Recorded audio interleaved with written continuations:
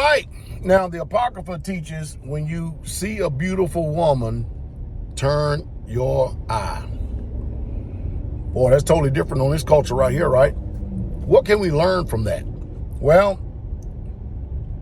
King David is used a lot concerning wisdom, knowledge, and understanding. King David had his life on display. He was a man right after Yah's own heart. He's going to have an extremely high place in the kingdom. But King David, man, think about this. King David, king of Israel, is that right?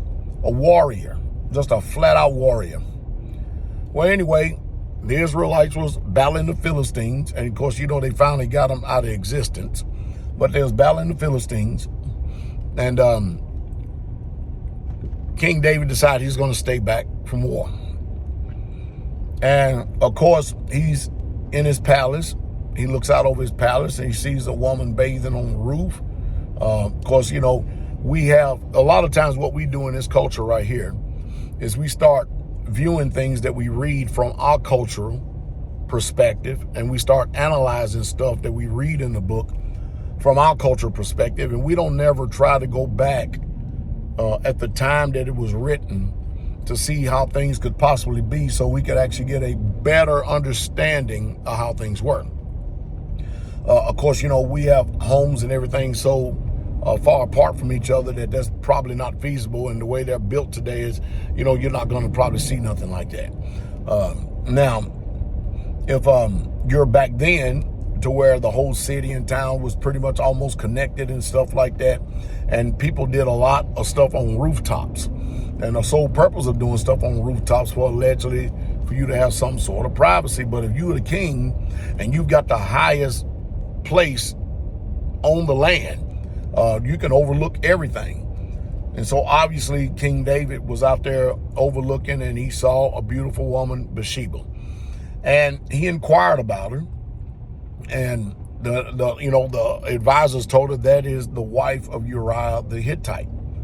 I don't know exactly what all entered into David's mind at that time, except one thing: he was burning in lust. In other words, not only did he look too long, but it caused him and it plunged him into sin. He, because he's the king, abused his authority. He abused his authority simply because who is going to challenge the king at that time? And so, be it he was right or wrong, the king was something like, you know, a serious sovereign. You know, you could literally get put to death at the word of the king. So people tread carefully back then. It ain't like civilization that we have today and what we're experiencing today and what people see of today. Totally 100% different. A horse of a total different color. So whenever the king summons you and calls you, you better come. And she came.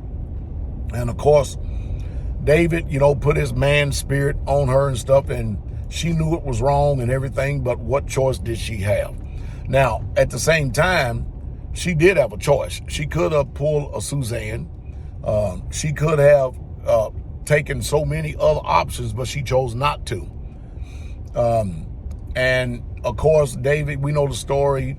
He had Joab to put Uriah the Hittite in the hottest form of the battle and had everybody retire so that he would perish.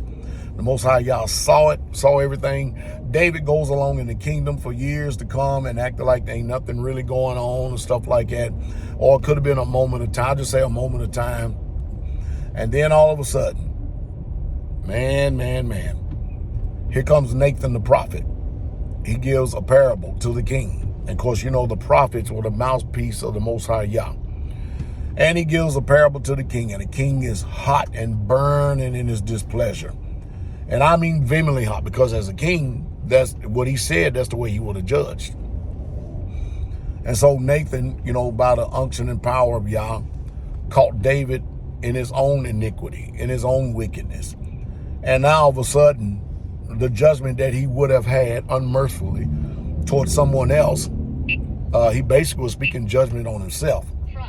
But because Yah loved him, he spared him.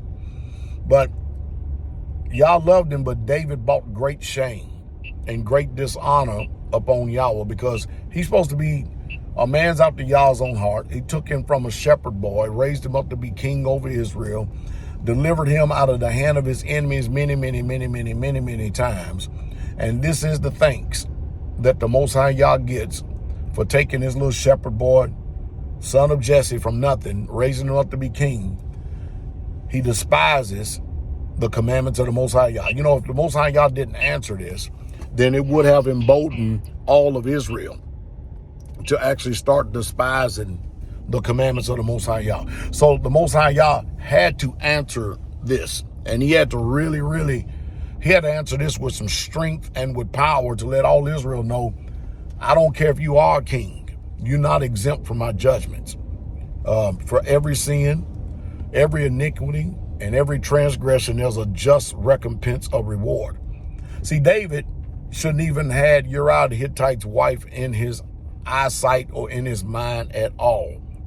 If he loved his brother, he wouldn't even think about such things as that, especially committing adultery with her and using his position and his power and authority to abuse not only her, but, King David actually did this to Israel. And at this abuse and everything that is going on, that's the reason why, I guess, that we're running low like this. But anyway, at this abuse and everything that is going on, it caused Yahweh to be despised amongst the people. So Yahweh had to answer. So anyway, David, the Most High Yah told David that the sword is never, ever going to depart from your house. And then look what all happened to the house of David. Nothing but ravished. Got a couple of righteous kings out of the line from there, but his house decimated. Just totally 1% decimated. Sons sent up there line with his concubines in open, like the Most High said, you did this in secret, but I'm going to show you how I'm going to take care of this in front of all Israel. I'm going to shame you and despise you in front of all of Israel. And so the next thing you know, David has Bathsheba pregnant. He fasts, he prays, he's fasting, he's praying. He knows that judgment is coming. And the Most High Yah took the son, took the firstborn. He gets up and fasts and praying, he washes himself, he eats food. They ask him, what's wrong with you? Ain't you? David said, what am I going to do? He's already made a judgment. Who would know if he's going to be merciful? Well, the Most High Yah had to take life for life because that's the law, an eye for an eye and tooth for a tooth. Regardless of the way Christianity and everybody else spins the stuff, the fact of the matter is the book is right. The book is literally right, and things have got to be done right. And of course, since the prophet is the mouthpiece of the word of Yahweh Elohim, the Most High Yah had to make good on his word to let you know that there's no respect of persons. So David ended up having another son. And mind you, at this time, David has somewhere, because I just found some new information. We know for sure that he has somewhere between, if you put together women and concubines, or what's commonly called wives and concubines, 17. But I just found another place that David had more than that. And I'll share that at another time. But that's not in this video. So anyway, David ended up having, mind you, he's had plenty of sons by the wives and the concubines, but yet and still, because his heart was constituted towards Bathsheba, the Most High Yah, because that's how it usually works. The same thing with Jacob. Jacob had Joseph, and that's where his heart was, because look at those sons, and look at some of those women of those sons. And then, of course, we know the story. I'm going to have to digress here for a second, too. I need to say this.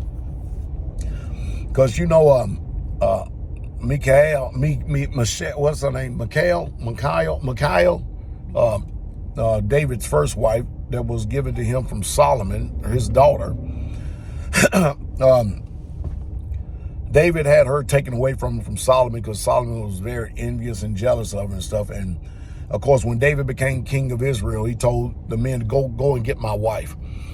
And of course, this is the same wife that was sitting up, in the palace, watching David dance and praise, dance out of his clothes, praising Yah in front of all Israel because the Ark of the Covenant, the commandments, was coming into Israel, in Jerusalem, right?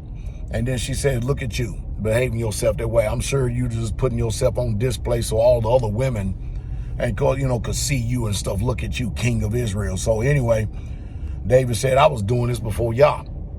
And you know how y'all answer that? That's why I keep trying to tell y'all women, man. I try my best to tell y'all. And let me tell y'all something. Y'all women are going to learn one way or the other. And if you don't learn, you're probably going to learn in death. It's probably going to cost you death. But you can't be sitting up there despising men of authority, men that Yah has his hand on, men of authority. You simply can't do it. The book clearly says, touch not my anointed and do my prophets no harm. And yet, she thought that because she was the king's wife, she could speak any old kind of way that she want. Well, anyway, guess what? Her reproach never got taken for her. She was barren. She ended up being barren the whole rest of her life and never bore no seed in Israel. None. Now imagine that. Her reproach never got taken away. So anyway, Solomon is end up raising up being king. So now Solomon is king, right? Check this out. So the bloodline is still going through the seed of David, but not through all those other wives and all those other concubines where he had sons with. Amazing, isn't it? I think we can learn something from that. But not only that, so you get finished, you get past all of that.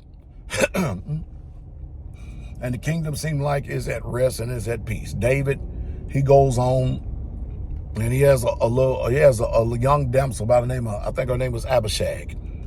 And, everybody's like, man, David, let's see if we can put this young damsel in there to see if she can get the king heat. Because everybody knows that David, he loves women. And there's no sin in that. He loves women. So they bought this young, beautiful damsel, young virgin, brought her up to David to put her in the bed with him to warm him. Because remember, they didn't have electric heaters back then. And of course, the word would be of today, just the way out in the rationale of this mindset thinks today. Well, why didn't he just get one of his other wives or concubines from back then? We don't know that answers, but he had advisors. But look, the kingdom and the way it operated was totally different than the way that people see things today. Let's just go ahead and go that route, all right? Things are not going to work the way you think they should work. They're not going to be the way you think they should be. They're just simply not going to do all that. So we got all these people pulled over on the side of the road, all these police officers and fire engines and stuff. They're sitting out here bumping gums and there's nothing in the road, nothing. Slowing up traffic. I'll tell you what. But anyway, so David is on his bed getting ready to go and cross over to be with the ancestors. And he passes on. Solomon ends up being king. Absalom, I believe it was Absalom. Don't get me wrong. Right. Don't quote me on it. I'm going to check it out again, but I think it's Absalom. Or it was another one of David's sons. Huh? Amnon. Oh, I don't know if it's, not Absalom, because Absalom was the one who labored all his concubines. I think it could have been Amnon. Yep, thank you, babe. So I'm still verified, though. But anyway, so Amnon goes to Solomon and says, give me Abishag. And Solomon's like, what in the hell is going on? So that's the reason why I do studies like this and stuff, because the way we view things and do things today, we have it in part, but we ain't looking at the whole picture. Because from what I see in the book is that when the king had wives and concubines, they never remarried again, even after his death. They just didn't. So what people do is they immediately go run to 1 Corinthians over there with Paul and stuff, and they'll go over to the New Testament and says, if a woman is taken under 70, that ought not be the husband of one wife, and they'll forget all about the history of kings. Those in authority. I mean, there's just a difference, if you understand what I mean. So anyway, you know what Solomon did when he found out that Amnon wanted to actually marry Abishag? Solomon answered for this. He put him to death. He said, isn't that something? He's trying to make a power move up here. He's literally trying to make a power move up here. And he's trying to take the king's woman. Now, whether he laid with her or not is totally irrelevant. She was set apart for the king, so therefore her life was already limited. Period. Point blank. And so today, the way we see things and the lenses we view things, it's just not the same way that the scriptures speak. We got a lot to learn. We have a hell of a lot to learn. And so Solomon put him to death because it was a chess move that he was really making. At least that was understood. And mind you, Solomon was the wisest man of that time back then. He says this man wants the kingdom. He is literally trying to get the kingdom. So that's stuff that we need to figure out and find out what the heart of this man was, because we know that Solomon wasn't wrong. So there's much to be desired, many things to learn and stuff like this. But I can tell you this, desiring another man's wife, or even looking at her and turning not even at the beauty of another woman, will plunge you into transgression, iniquity, and sin. And it probably will take you further than you want to go. It probably really will. So, hey, I think there's lessons to be learned in this. It's a really good account and story for us to learn our culture. Glory to the King.